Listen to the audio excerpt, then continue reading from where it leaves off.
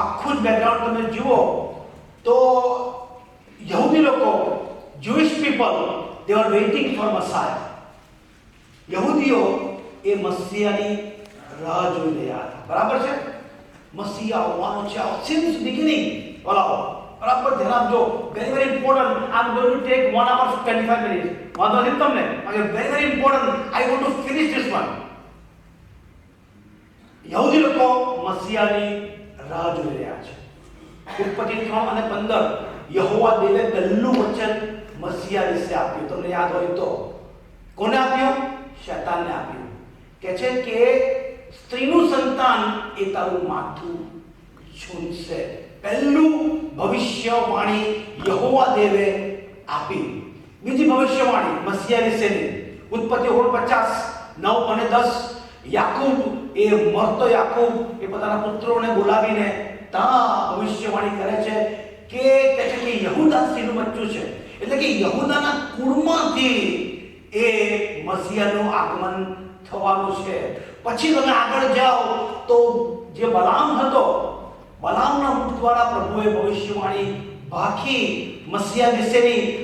ગણના 24મો અધ્યાય 17મી કલમ કહે છે કે યાકૂબમાંથી તારો ઝબકી નીકળશે. બરાબર છે? બધાને યાદ છે? પછી ભવિષ્યવાણી ભાગવામાં આવી. પુનર્નિયમ 18મો અધ્યાય તેની 15મી કલમ, પુનર્નિયમ 18મો અધ્યાય તેની 18મી કલમ. ત્યાં મૂસા પોતે કહે છે કે ઇસ્રાયેલના કુળોમાંથી એટલે કે આપણા ભાઈઓમાંથી મારા જેવો પ્રબોધક એ ઉત્પન્ન થનાર છે અને તમે તેનું સાંભળજો. પછી તમે જો આગળ વધો તો યશા 7:15, યશા 9:6, મીકા 5:5 અને 2 આવી અગત્યની ભવિષ્યવાણીઓ મસીહા માટે કરવામાં આવી. પરંતુ કેટલી બધી બીજી બધી ભવિષ્યવાણીઓ છે, more than hundreds according to Bible about Messiah. મસીહા આવવાનો છે, મસીહા આવવાનો છે, મસીહા આવવાનો છે. અને મસીહા આવ્યો. બોલાવો કે છે યોહાન 1:10 કે તે જગતમાં હતો, જગત તેનાથી ઉત્પન્ન થયું હતું, પરંતુ જગતે તેને ઓળખ્યો નહીં. તે પોતાનાની પાસે આવ્યો, પણ પોતાના લોકોએ તેનો અંગીકાર કર્યો નહીં. They rejected Messiah. કે કોઈ પણ હોઈ શકે, પણ આ તો નહીં જ. યહૂદીઓએ કીધું અને આજે પણ કહે છે એ લોકો, આજે પણ કહે છે વાલાઓ કે એ તો નહીં જ. They are waiting for Messiah. આજે પણ. અને મસીહા જ્યારે આવ્યો, they rejected him. What a sad વાલાઓ. એ લોકોએ એને નકાર કરી નાખ્યો. અને અહીંયા વાલાઓ સુલેમાનની પરસાળમાં અહીંયા પ્રભુ આ વચન બોલે છે. કયું વચન? બારૂખ હાબા ભાષણ અદોનાઈ.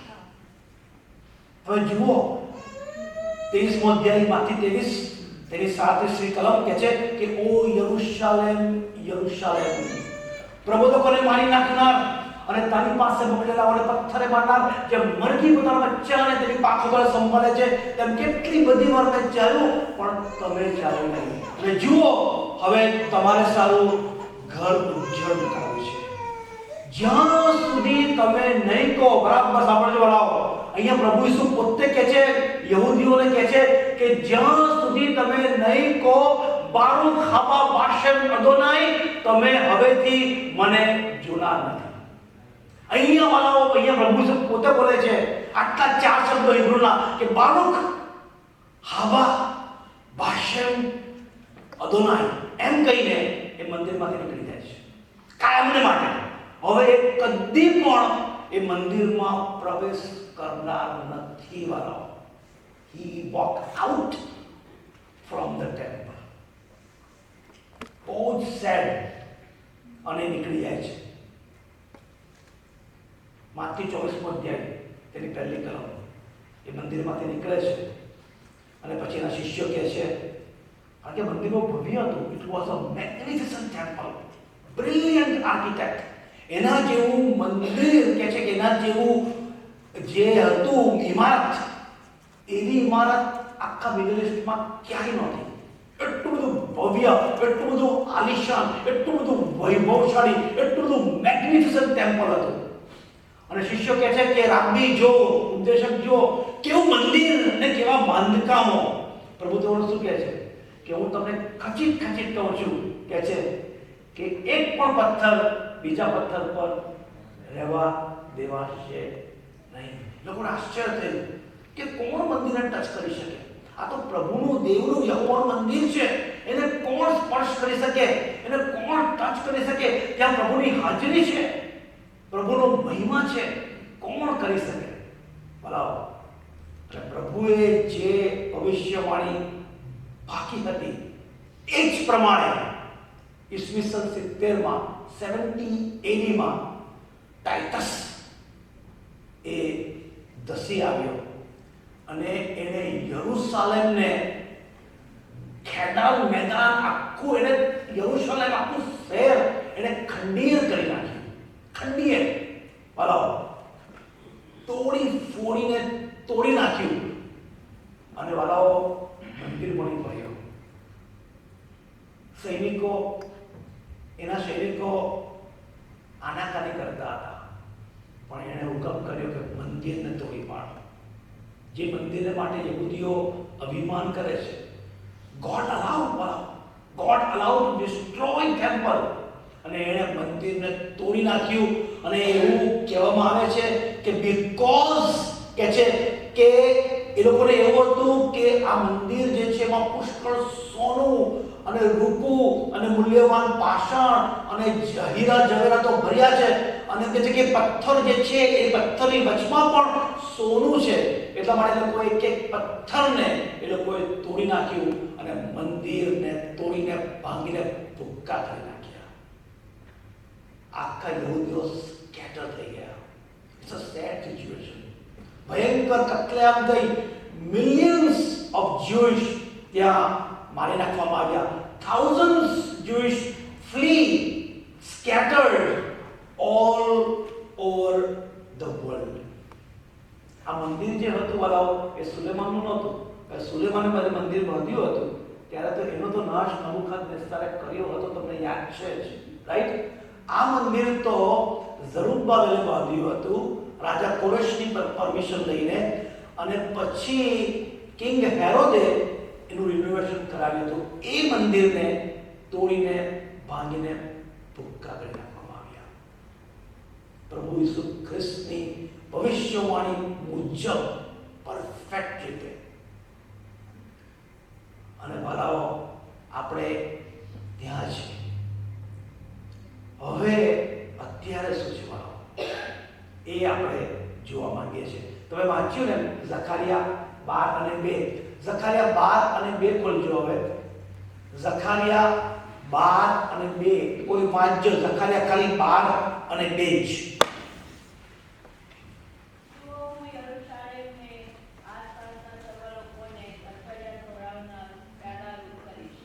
હજુ વાળો આ જે ભવિષ્ય વચન છે તે હજુ પૂરું થયું નથી, પૂરું થવાની તૈયારીમાં છે. પરંતુ જ્યારે કિંગ ટાઇટસે જ્યારે યરૂશાલેમને ખેદાન મેદાન અને ખંડીર કરી નાખ્યું, માર્ક ટ્વેઇન લખે છે, જે ફાધર ઓફ અમેરિકન લિટરેચર, એણે પોતાની બુકમાં લખ્યું કે યરૂશાલેમમાં શું છે? નથી, ફક્ત રોક, ધૂળ, દેફા, રોક, પથ્થર, માઉન્ટન. કે છે કે યરૂશાલેમ એટલું બધું એ ખરાબ થઈ ગયું છે કે માણસ તો શું, કોઈ કૂતરું પણ યરૂશાલેમમાં, ઇઝરાયલમાં ના રહે એવી સ્થિતિ ત્યારે હતી. Talking about 19th century. પણ હવે જો તમે યરૂશાલેમમાં જાઓ, ઇઝરાયલમાં જાઓ હલાવો, તો એવરીથિંગ ચેન્જ. ઇઝરાયલ આખું બદલાઈ ગયું છે. Everything change. અત્યારે તમે જાઓ તો ચારે તરફ ગ્રીનરી, રાઈટ? ચારે તરફ. ઇઝરાયલની અંદર વાળો અત્યારે 9 મિલિયન પોપ્યુલેશન છે. ઇઝરાયલ હમણાં હાલમાં one of the most greatest country, one of the most advanced country, one of the most fast growing country, one of the most safest country in the whole world. Safest country કે છે, one of the most wealthiest country. તમે જુઓ તો બહુ જ. અને તેલ અવીવ જે છે એ તો one of the most costliest city. ત્યાં રેન્જી પેન્જીનું કામ નહીં રહેવાનું, એટલું બધું એ છે. બરાબર. અને એ ઇઝરાયલ અને યરુશલેમ કે જેના માટે માર્કને લખ્યું હતું કે માણસો શું કૂતરું પણ ત્યાં રહી ના શકે, એ ઇઝરાયલમાં અત્યારે કહે છે કે ધ બેસ્ટ ફ્રૂટ્સ અને વેજીટેબલ્સ અત્યારે ઇઝરાયલમાં થાય છે અને એ લોકો આખી દુનિયામાં એક્સપોર્ટ કરે છે. One of the most beautiful intelligent જે કહેવાય બ્રિલિયન્ટ મોસાદ એ ઇઝરાયલમાં છે. અને અત્યારે તમે જુઓ તો ઇઝરાયલે અત્યારે જે સિચ્યુએશન છે ઇટ્સ અ વેરી ટેન્સ કે જે મુસ્લિમ માણસ હતો તેણે સિનેગોગથી જે લોકો બહાર આવ્યા યહૂદીઓ એના પર ગોળીબાર કર્યો અને 7 મરી ગયા, 10 ઘાયલ થયા અને વેરી વેરી ટેન્સ સિચ્યુએશન અત્યારે ચાલી રહી છે. યરુશલેમ જે છે અત્યારે કેપિટલ છે ઇઝરાયલ. V know that. તેલ અવીવ હતું પરંતુ અત્યારે યરુશલેમ છે. Jerusalem is the center of the earth geographically. આખી પૃથ્વી તમે જુઓ ને બરાબર તો યરુશલેમ જે છે એ સેન્ટર છે બરાબર. અને એમાં પણ જે ટેમ્પલ માઉન્ટ જે છે ને સેન્ટર ઓફ સેન્ટર. એટલે કે યરુશલેમ એ સેન્ટર ઓફ ધી અર્થ છે અને ટેમ્પલ માઉન્ટ જે છે એ યરુશલેમમાં બરાબર મધ્યમાં છે. અને આ ટેમ્પલ માઉન્ટને માટે વળાવો અત્યારે જે ચાલી રહ્યું છે એ એવરીથિંગ ફોર ટેમ્પલ માઉન્ટ.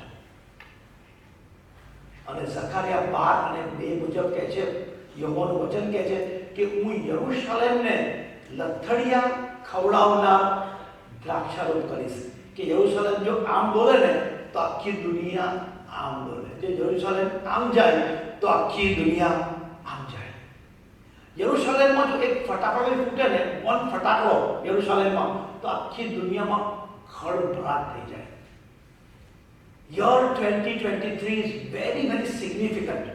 બહુ જ અગત્યનું વર્ષ છે ભલાઓ આ 2000. અને શા માટે? કારણ કે નેતાન્યાહુ હવે prime minister of Israel, the most controversial figure, the most hated person in the whole world જો હોય ને તો ટ્રમ્પ નહીં પરંતુ નેતાન્યાહુ છે. એ લોકો એને એટલો બધો ધિક્કારે છે નેતાન્યાહુને, કારણ કે નેતાન્યાહુ જ્યારે આવ્યો ત્યારે કોઈ ઈચ્છતું નહોતું કે આ માણસ ફરીથી ચૂંટાય. આખી વર્લ્ડમાંથી ન અમેરિકા કે ન ઇંગ્લેન્ડ કે ન ફ્રાન્સ કે ન middle east, nobody wants Netanyahu. કારણ કે લોકોને ખબર હતી કે જો નેતાન્યાહુ આવશે તો કશું થવાનું છે. ગોડ અલાવ નેતાન્યાહુનો આવવાનો કોઈ ચાન્સ નહોતો as a prime minister. Impossible હતું. પરંતુ શા માટે પ્રભુએ એને અલાવ કર્યો? ઇવન એની પાર્ટીવાળા પણ એની વિરુદ્ધમાં હતા. પરંતુ કેવી રીતે જીત્યો વી ડોન્ટ નો. પરંતુ પ્રભુએ અલાવ કર્યું અને નેતાન્યાહુને ફરીથી એણે ગાદી સ્થાપી. કારણ કે હવે જે થવાનું છે we don't no, God nose. અને એણે આ બધું અલાવ કર્યું. અને તમને યાદ હોય તો ગયા રીતની અંદર નેતાન્યાહુ એણે સરપ્રાઇઝ વિઝિટ કરી જોર્ડનમાં. શા માટે? અલાવ શા માટે? એને શા માટે જોર્ડન જવાની જરૂર હતી? કારણ કે જોર્ડન કિંગ અબ્દુલ્લા અને નેતાન્યાહુને બનતું જ નથી. 2018ની સાલમાં તેઓ છેલ્લે મળ્યા હતા. મુલાકાત જે હતી, meeting, it was not good, not prosperous એમ કહે છે. પરંતુ એણે દોડવું પડ્યું. શા માટે? બીકોઝ ઓફ ઇતામાર બેન ગાવિર, જે નેશનલ સિક્યોરિટીનો જે મિનિસ્ટર જે છે, chief minister Itamar Ben Gvir. It's a very orthodox, very conservative, far right. એવું કહે છે કે વી વોન્ટ ટેમ્પલ માઉન્ટ. જે થાય તે હજુ પણ નેતાન્યાહુ છે, હજુ પણ એટલો બધો નથી, ડિપ્લોમેટિક છે. પરંતુ એની કેબિનેટના જે સભ્યો છે આ ઇતામાર બેન ગાવિર, એમ કહે છે કે વી વોન્ટ ટેમ્પલ માઉન્ટ. કારણ કે ટેમ્પલ માઉન્ટ એ આપણું છે. અને એણે શું કર્યું? બરાબર, એણે ગાલિકની અંદર એણે ખાલી 15 મિનિટનો વોક કર્યો ટેમ્પલ માઉન્ટની આસપાસ અને આખી જગત ખળબળી ગયું. આખી દુનિયા ખળબળી ગઈ. વાળાઓ અહીંયા યુએનમાં તો કહે છે કે યુએન વાળાએ ઇમરજન્સી મીટિંગ બોલાવી because of a one walk, one 15 minutes walk. આખી દુનિયા અને આખી દુનિયામાંથી બધાએ એ બાબત જે છે એને કન્ડેમ કરી, including India. It's a very very tense situation. તો આ ટેમ્પલ માઉન્ટ શું છે? What is temple Mount? અને શા માટે ટેમ્પલ માઉન્ટનું એક વોક લેતા જ આખું આરબ વર્લ્ડ જે છે એ ખળભળી ગયું. અને આરબ વર્લ્ડે પોતાની બધી જ મિલિટરી જે હતી એ જે 8-9 દેશો જે છે એને પોતાની બધી મિલિટરીને એ લોકોએ એલર્ટ કરી નાખી કે કશું પણ થઈ શકે છે. Anything happen right now. Anything happen. એટલા માટે હું તમને આ સંદેશો આજે મેં તૈયાર કર્યો છે, બરાબર, કે what is temple mount. Temple માઉન્ટને સમજવાને માટે આપણે થોડુંક જોવા માંગે what is temple mount. 70 AD તમે જુઓ તો પ્રભુ ઈસુ ખ્રિસ્તે ભવિષ્યવાણી ભાકી કે 70 AD માં આ મંદિરનો નાશ થશે. અને આ મંદિરનો નાશ થશે અને કહે છે કે 70 AD થી 14th May 1948 કે ફરીથી રાષ્ટ્ર એ ફરીથી રિબર્થ થયું યરુશલેમનું, ઇઝરાયલનું.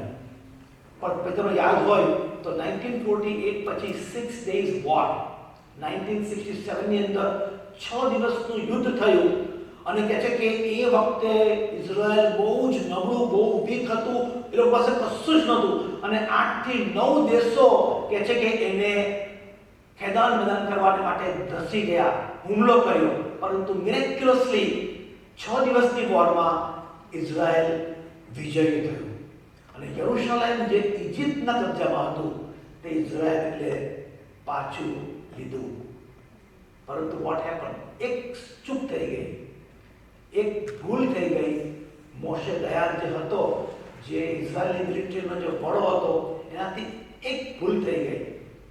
એણે યુએનમાં કીધું કે ટેમ્પલ માઉન્ટ જે છે એ ટેમ્પલ માઉન્ટ પર મંદિર હતું, એ મંદિરનો તો નાશ થઈ ગયો હતો ત્યારનોય. અને હવે પછી 2000 વર્ષોમાં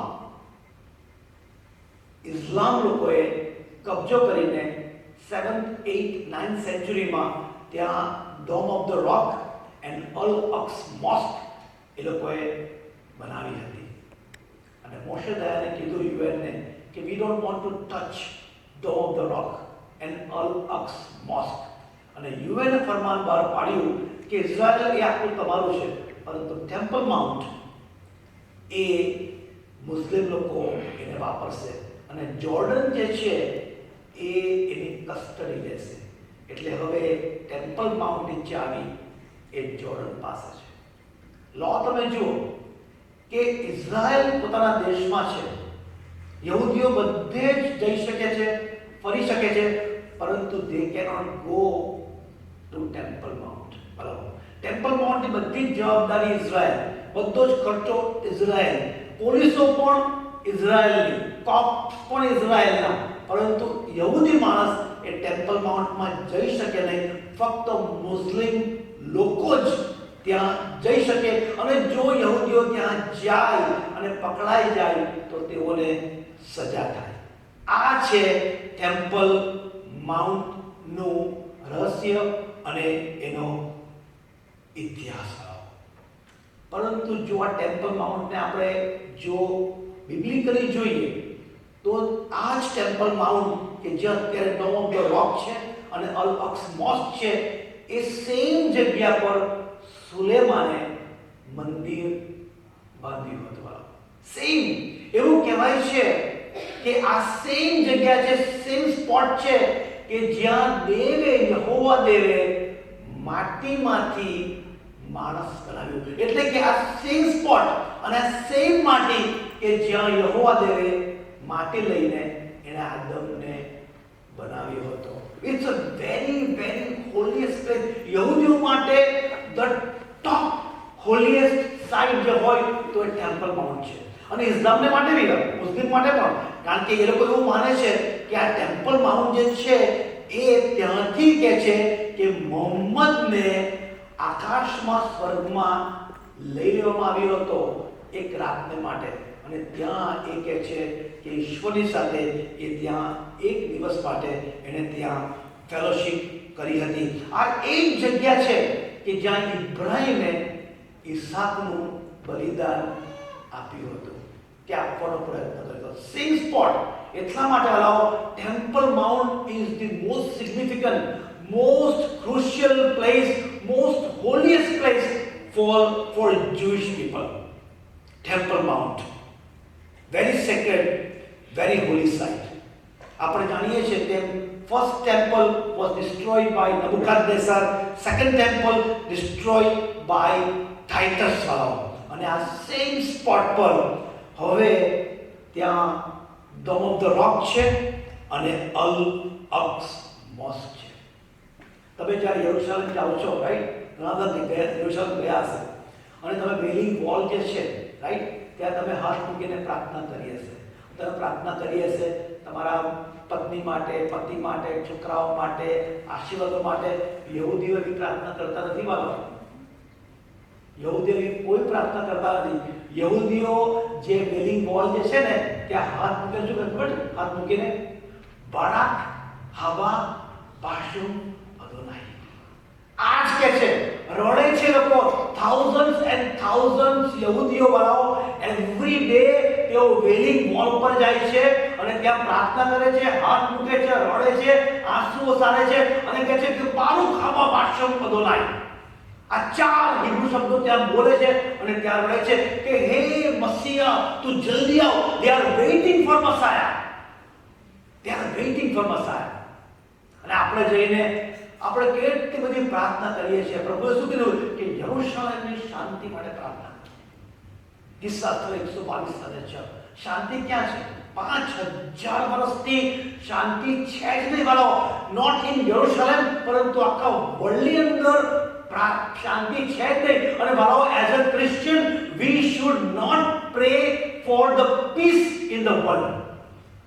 વર્લ્ડની શાંતિ માટે આપણે પ્રાર્થના કરવાની કોઈ જરૂર નથી, કારણ કે દેવ ના પાડે છે કે ફક્ત યરુશલેમની શાંતિ માટે જ પ્રાર્થના કર. અને એટલું જ કહેવાનું છે કે બારુક હવા બાશુમ અદોનાઈ. આટલું જ તમારે. અને એ પ્રભુએ કીધું છે વાળાઓ, અને એ પૂરું થવાનું છે. પ્રભુએ જે બોલ્યું છે તે પૂરું થવાનું છે કે જ્યાં સુધી યહૂદીઓ એમ નહીં કે બારુક હવા બાશુમ અદોનાઈ, ત્યાં સુધી પ્રભુ કહે છે કે તમે મને ફરીથી જોનાર નથી વાળાઓ. અને એ થવાનું છે વાળાઓ. એ થશે જ. બાકી અત્યારે તમે જુઓ તો it's a very tense situation. અને અત્યારે જે ઈરાન જે છે એનો રોલ બહુ જ ક્રુશિયલ છે વાળાઓ. Iran is a very very dangerous country, very dangerous. અને ઈરાન જે છે તે અત્યારે જે ન્યુક્લિયર જે છે બોમ્બ બનાવવાની બહુ જ એકદમ તૈયારીમાં આવી ગયું છે, એકદમ તૈયારીમાં. અને એણે ધમકી આપી છે ઇઝરાયલને કે 400 સેકન્ડમાં કે છે કે અમે લોકો ઇઝરાયલને, આખું ઇઝરાયલને અમે રમખાણી નાખીશું, ખંડીય કરી નાખીશું, ફક્ત 400 સેકન્ડમાં. અને જો તમે 400 સેકન્ડની ભાગો ને તો એનો નંબર આવે છે 666. 6 મિનિટ 66 સેકન્ડ અને એની 6 પળો, એટલે કે 400 સેકન્ડ ઇઝ ઇક્વલ ટુ 666. અને ઈરાન જે છે તે અત્યારે હવે તૈયારીમાં છે કે ગમે ત્યારે એ ન્યુક્લિયર બોમ્બ બનાવી શકે છે. પરંતુ what about Israel? Israel is ready to destroy that nuclear plant. અને જો ઇઝરાયલ, અને એનો હુમલો કરવો જ પડશે, જો ઇઝરાયલ હુમલો નહીં કરે તો ઈરાન હુમલો કરશે. અને ઈરાન જે છે અત્યારે તમે જુઓ કે જે ઇઝરાયલની અંદર જે ટેરરિસ્ટ ગ્રુપ છે બધા, કે હમાસ, હઝબોલ્લા, ઇસ્લામિક જિહાદ, એ બધાને ઈરાન પોષી રહ્યું છે, પૈસા આપી રહ્યું છે. વેરી વેરી ટેન્સ સિચ્યુએશન વાળો. અને જો કદાચ ઇઝરાયલ જો ઈરાન પર હુમલો કરશે તો what happen? Russia, China, India, Europe, America, એ બધું જ ઈરાનને સપોર્ટ કરવાનો છે. અને વોટ હેપન આર્માગેડન, ત્યારે હજુ તો થયું નથી વાળો, થશે. We don't know what happen. ઇઝરાયલનો રોલ શું છે વાળો અત્યારે? ચર્ચનો રોલ શું છે અત્યારે? વોટ ચર્ચની કન્ડિશન શું છે અત્યારે? ચર્ચની condition is a very sad condition.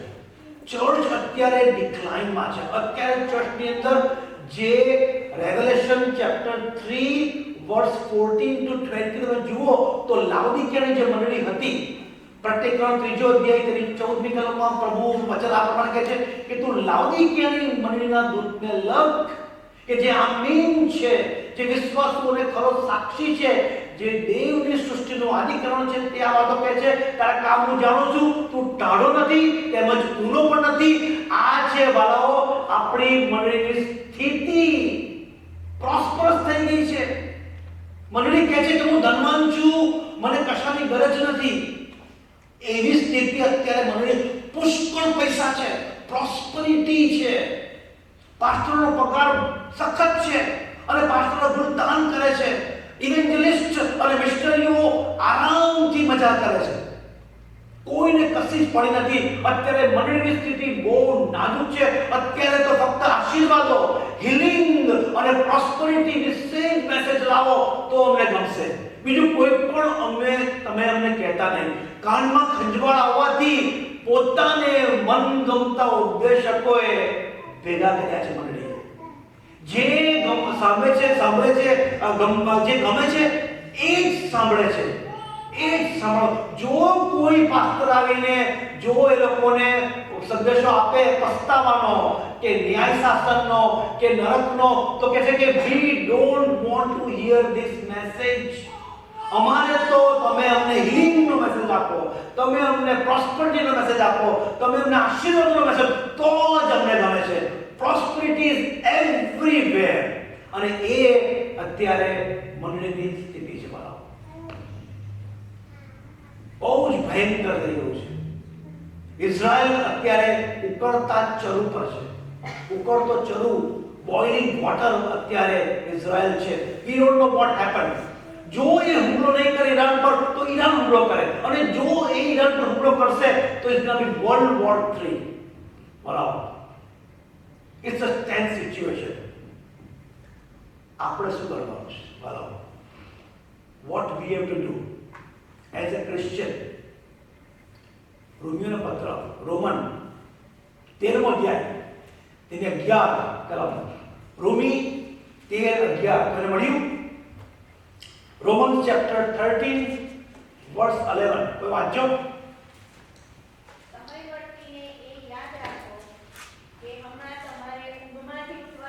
See here, બરાબર કહે છે કે સમયવર્તીને યાદ રાખો, આપણે હવે ઊંઘમાંથી ઉઠવાની વેળા આપો ઊંઘ્યા. Now we have to alert. શા માટે? પ્રતિક્રમ 3 અને 3 કહે છે કે હું થોડી વારમાં આવું છું. રૂમી આ પ્રતિક્રમ 3 અને 3 કહે છે કે હું ચોરની પેઠે આવું છું. જે જાગૃત રહેશે, જો જાગૃત નહીં રહેશે તો ચોરની પેઠે આવી જઈશ. પણ જે જાગૃત છે, પ્રતિક્રમ 3 અને 3 કોને મળ્યું? પ્રતિક્રમ 3 અને 3 કે જો હું ચોરની પેઠે આવું છું. બરાબર છે? મળ્યું કોઈને? હા, ગુડ.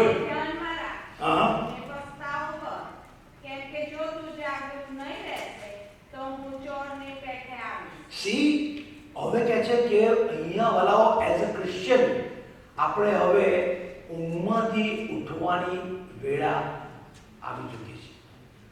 સમય નજીક છે. We don't know what will happen વાલાઓ. કારણ કે છેલ્લા સમયમાં હવે એ સમય આવી ગયો છે કે ઇઝરાયલ ને તમે ફોજોથી ઘેરાયેલું તમે જોવાના છો. આપણે વાળાઓ વી આર રેપ્ચર જનરેશન. તમે માનો કે ન માનો, વિશ્વાસ કરો કે ન કરો વાળાઓ, I am telling you we are the rapture generation. અને તમે જે બાઇબલની ભવિષ્યવાણીઓ જે પ્રભુએ આપી છે એ એ તમે તમારી નજરોથી તમે જોવાના છો. હોઈ શકે વાલો ઇઝરાયલ કહે છે કે તમે ફોજોથી ઘેરાયેલું જોશો. તમે વાંચજો પ્રત્યેકના પુસ્તકની અંદર અને કહે છે કે ગોગ અને માગોગ, અને એટલા માટે કે જે રશિયા છે અને ચીન છે જે અત્યારે મહાસત્તા છે, અને ઇન્ક્લુડિંગ ઇન્ડિયા અને દક્ષિણ કોરિયા અને ઇવન સાઉથ કોરિયા અને ઇવન અમેરિકા કે જે ઇઝરાયલનો જે ફ્રેન્ડ છે એ પણ ઇઝરાયલની સામે થવાનું છે. અને ઇઝરાયલ જે છે તે કહે છે કે એ ઘેરાઈ જશે. બહુ જ અગત્યનું, કારણ કે એને ઘેરાવું જ પડે તો જ કહે છે કે આખું જે આખી જે એ જે છે છેલ્લું જે એ થવાનું છે એટલા વડે પ્રભુ બધાને અલાવ કરવાનું છે. અને આ યહૂદીઓ અત્યારે માનતા નથી કે મસીહા આવી ગયો છે, પરંતુ ત્યારે ઇઝરાયલને ફોજોથી તમે ઘેરાયેલું જોશો અને કહે છે કે ઇઝરાયલ પાસે કોઈ મોકો હશે નહીં. અત્યારે તો બળવાન છે, પણ એ સમય આવશે કહે છે કે આખી દુનિયા એ વાળા શહેરને ઘેરો કરવાનો છે. નાનું શહેર ન્યૂ જર્સીથી પણ નાનું વાળાઓ, અને આખી દુનિયા ચડી આવશે. ત્યારે શું થશે ખબર તમને? ત્યારે થવાનું છે ઝખારિયા 12 અને 10.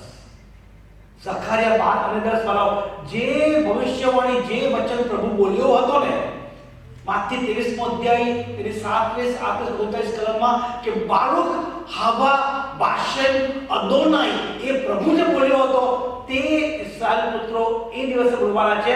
ઝખારિયા 12 અને 10 કહે છે કે તે દિવસે હું યરૂશાલેમમાં અને યહૂદિયા પર હું વિનંતીનો અને કૃપાનો આત્મા રેડી દઈશ.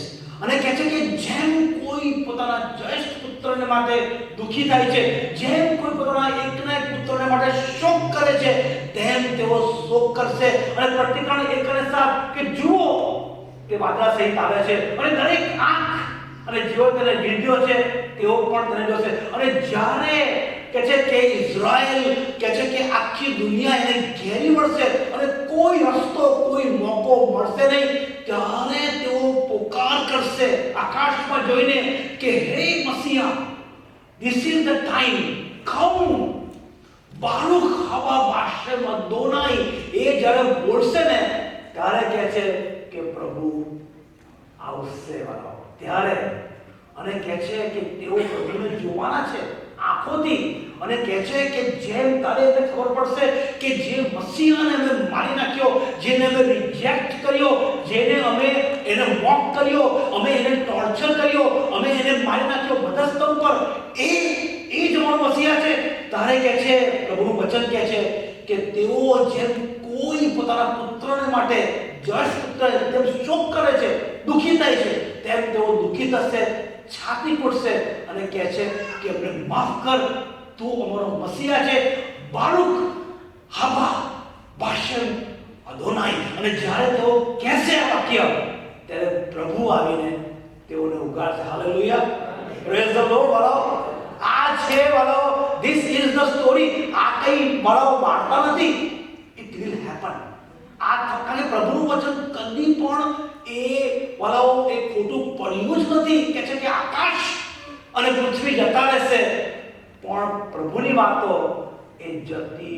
જો પ્રભુએ કીધું છે, પ્રભુએ કીધું કે મસીહા આવવાનો છે અને મસીહા આવ્યો, પ્રભુએ કીધું કે ઇઝરાયલ એનો નાશ થવાનો છે અને એનો થયો, અને પ્રભુએ કીધું કે ફરી પાછા કે છે કે જેમ પેલું કેવું નર્દમ હાડકા એઝેકિયલ 37 ફરી બેઠું થશે. ઇમ્પોસિબલ. વર્લ્ડની દ્રષ્ટિએ તમે જુઓ તો એ કદી પાછું 2000 વર્ષ પછી વાળો શું તમે અને હું કદી પાછા ઇન્ડિયા જઈ શકીએ? તમે ઇન્ડિયા વાળા ગવર્મેન્ટથી આપણને લાલચ આપે પાછા ના જઈએ આપણે ઇન્ડિયા. શા માટે? કે અહીંયા સેટ થઈ ગયા છે. પરંતુ ઇઝરાયલ યહૂદી લોકો આફ્ટર 1948 વાળો કહે છે કે every year thousands and thousands યહૂદીઓ બધું મૂકીને રશિયા અને ઇંગ્લેન્ડ અને યુરોપ અને અમેરિકા મૂકીને ફરી પાછા તેઓ ઇઝરાયલમાં સેટ થયા. પોતાનું બધું મૂકીને. શા માટે? ભવિષ્ય વચન પૂરું થવાનું છે. તમને વચન આપું, ભવિષ્ય વચન બનાવો. વેરી વેરી ઇમ્પોર્ટન્ટ ભવિષ્ય વચન. હસ્કેલનું પુસ્તક તમે કાઢો. આઈ થિંક યર્મિયાનું પુસ્તક ખોલજો. યર્મિયા 20મો અધ્યાય. This is my favourite verse. આપણને એટલું બધું ગમે છે. યર્મિયા 20મો અધ્યાય તમે ખોલજો. હું તમને વચન આપું છું. આઈ થિંક યર્મિયા છે. હસ્કેલ 20મો અધ્યાય. સોરી, હસ્કેલ 20. હસ્કેલ ની અંદર મળ્યું. એક મિનિટ. હસ્કેલનું પુસ્તક તેનો 20મો અધ્યાય 41મી કલમ. This is the beauty. વાલાઓ, આ છે બહુ સુંદર વચન છે. બધાને મળ્યું? હું વાંચું, સાંભળજો તમે. હસ્કેલ 20મો અધ્યાય 41મી કલમ. યહોવા કહે છે ઇસ્રાએલ પુત્રોને, ઇસ્રાએલને, કે હું તમને બીજી પ્રજાઓમાંથી કાઢી લાવીશ અને જે દેશોમાં તમે વિખેરાઈ ગયા છો તેઓમાંથી તમને ભેગા કરીશ અને ત્યારે હું તમને શ્વાસની પેટે સ્વીકારીશ અને વિદેશોના દેખતા હું તમારામાં પવિત્ર બનાવીશ. વળી હું તમને ઇસ્રાએલના દેશમાં, એટલે જે દેશ તમારા પૂર્વજોને આપવા સારું મેં સમ ખાધા તેમાં લાવીશ. ત્યારે તમે જાણશો કે હું યહોવા છું. પછી 43મી કલમ બહુ ગજબ કલમ છે.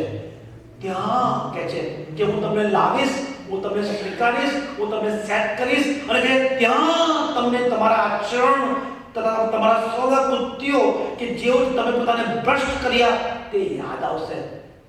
એ લોકોને યાદ આવશે કે અમે યહોવાને કેવો ચીડવ્યો હતો, અમે બીજી મૂર્તિઓ કરી હતી, બીજી મૂર્તિઓને બલિદાન આપ્યા હતા, અમારા છોકરાઓને અગ્નિમાં હોમ્યા હતા અને અમે દેવદેવીઓની પૂજા કરી હતી. એ બધું યાદ આવશે તેઓને, અહીંયા ઇસ્રાએલ પુત્રોને, કે ત્યાં તમને તમારા આચરણ, તમારા સર્વકૃત્યો એ તમને યાદ આવશે અને જે સર્વ દુષ્કૃત્ય તમે કર્યા અને તમે તમારી નજરમાં તમે પોતાની જાતને ધિક્કારશો. અહીંયા કહે છે વાલાઓ, યહૂદીઓ વાલાઓ જ્યારે એ લોકો વિખેરાઈ ગયા હતા ત્યારે તેઓ યહોવાને ભૂલી ગયા હતા, પરંતુ યહોવા તેમને ભૂલ્યો નહોતો.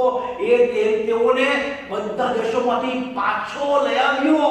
પાછો કે જેમ કે છે કે મરજી પોતાના બચ્ચાને સંભાળે તેમ તેઓને પાછો લઈ આવ્યો. અને 44મી કલમમાં પ્રભુ યહોવા કહે છે કે હે ઇસ્રાએલ લોકો, જ્યારે મારા નામની ખાતર હું તમને તમારા ભૂંડા આચરણ પ્રમાણે તેમજ તમારા ભ્રષ્ટ કૃત્યો પ્રમાણે શિક્ષા નહીં કરું ત્યારે તમે જાણશો કે હું યહોવા છું. વોટ અ પ્રોમિસ વાળો.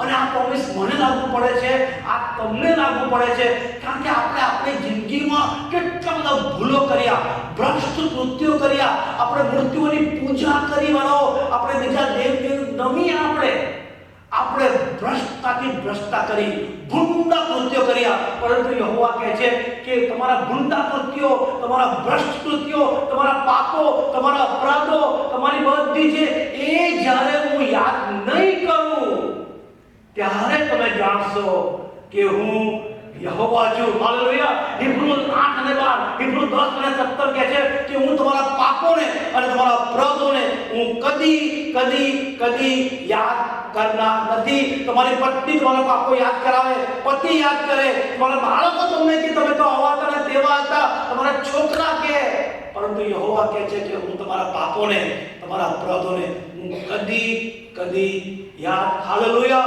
Praise the Lord. વાલાઓ, ડોન્ટ વરી. તમે ગમે એટલી ભૂલો કરી હોય, ગમે એટલા ભયંકર પાપો તમે તમારા જીવનમાં કર્યા હોય, અને મેં પણ કર્યા છે, પરંતુ પ્રભુનું વચન કહે છે કે આપણા પાપોને અને આપણા અપરાધોને તે કદી યાદ કરતા નેવર. વાળાઓ, એની પીઠ પાછળ નાખી દીધા કે જેમ વાદળું કે છે કે દેખાય છે, અદ્રશ્ય થાય છે. જેમ તમે સ્મોક જુઓ અદ્રશ્ય. કહે છે કે મેં તમારા પાપોને મેઘની પેટે ભૂસી નાખ્યા છે. હાલેલુયા. વાલાઓ, ઇટ ઇઝ ટાઈમ. તો જેમ આપણે જોયું રોમી 13મો અધ્યાય એને 11, 12, 13, 14 કલમ કહે છે કે તમે હવે શું કહે છે રોમી 13 અને 11 કોઈ વાંચો તો રૂમી 13 અને 11 ફરીથી એકવાર. રૂમી 13મો અધ્યાય અને 11મી કલમ. બધાને મળ્યું? કે સમય વર્તીને તમે યાદ રાખો કે તમારે હમણાં ઊંઘમાંથી ઉઠવાની વેળા આવી ચૂકી છે, જાગવાની. કારણ કે તમે વિશ્વાસ કર્યો જે દિવસે કે છે, શું કે છે? હાલ આપણું તારણ નજીક આવ્યું છે. રાત ઘણી થઈ ગઈ છે. રાત ઘણી થઈ ગઈ છે. બોલાવો દિવસ, હવે દિવસ ઉગવાની તૈયારીમાં છે. હવે વોટ ઇઝ ધેટ મીન? પ્રભુનું આવવું નજીક છે. એટલા માટે યશાયા 60 1 અને 2 કલમ શું કહે છે ખબર છે? યશાયા 60 arise and shine. Arise and shine. કારણ કે શું કહે છે? તારો પ્રકાશ આવ્યો છે. Arise and shine. ઉઠ, જાગ, કેમ કે તારો પ્રકાશ, યહોવાનો મહિમા તારા પર ઉગ્યો છે. આ એ વાત છે કે રાત ઘણી થઈ ગઈ છે, દિવસ પાસે આવ્યો છે. માટે આપણે શું કરવાનું છે? અંધકારના કામો તજી દઈને પ્રકાશના અત્યારે સજીએ.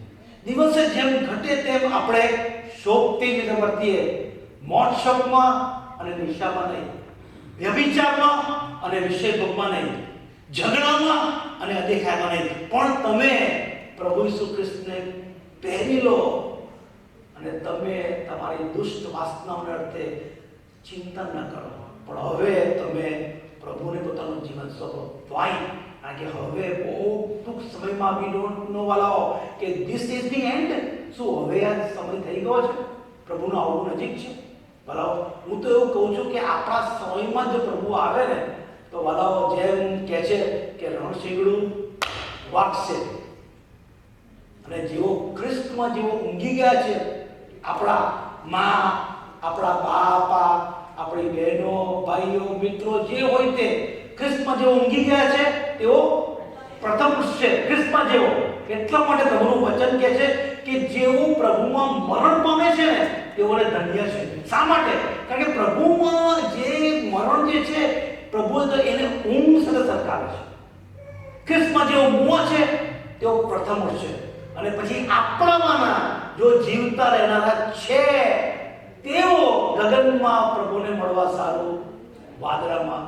તો વાલાઓ, તમે શું એક્સાઇટેડ છો પ્રભુની સાથે જવાને માટે? અને જે મરણ છે જે છે એને સ્કીપ કરવાના. You can skip that. તમે કરી શકો છો વાલાઓ. આપણે કદાચ મરણને સ્કીપ કરીશું, વી ડોન્ટ નો વાલાઓ, પરંતુ આપણે જો મરણને સ્કીપ કરીએ તો this is the rapture generation.